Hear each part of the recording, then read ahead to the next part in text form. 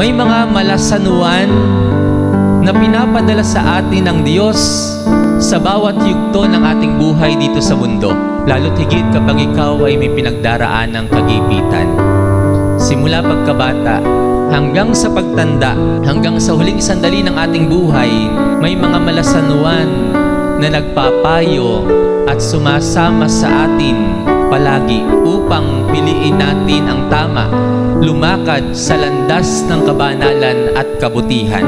Ang kanilang mga tinig ay ordinaryong tinig na maaari nating marinig kay nanay, kay tatay, sa inyo pong mga anak, o sa inyong mga kalingkod sa simbahan at sa lipunan, o kaya naman ay post sa social media, boses ng tao, pero tinig pala ng Diyos.